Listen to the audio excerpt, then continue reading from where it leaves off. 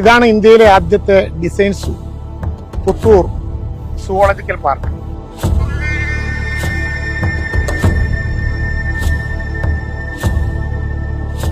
Australian സൂ ഡിസൈനറായിട്ടുള്ള John കോ തയ്യാറാക്കി കേരളത്തിന് ദീർഘകാലമായി ഒരു സ്വപ്നം ഈ ഗവൺമെന്റിന്റെ കാലത്ത് പൂർത്തീകരിക്കുകയാണ്.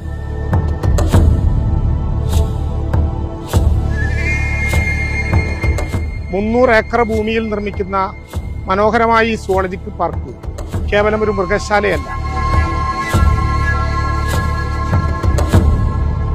പ്രകൃതിയുടെ ആവാസ വ്യവസ്ഥയിൽ മൃഗങ്ങൾ എങ്ങനെ ജീവിക്കുന്നുവെന്ന് മനുഷ്യർക്ക് കാണാൻ കഴിയുന്ന ഒരു നേർക്കാഴ്ചയാണ് സുവോളജിക്കൽ.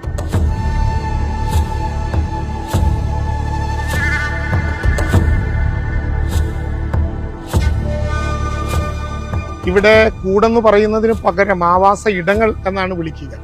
23 ആവാസ ഇടങ്ങളാണ് മൃഗങ്ങൾക്കും പക്ഷികൾക്കും ഉരകവർഗ്ഗങ്ങൾക്കും വേണ്ടി ഒരുക്കിയിട്ടുള്ളത്. ആ 23 ആവാസ ഇടങ്ങൾ സ്ഥിതി ചെയ്യുന്നത് 9 ആവാസ വ്യവസ്ഥകളിലാണ്.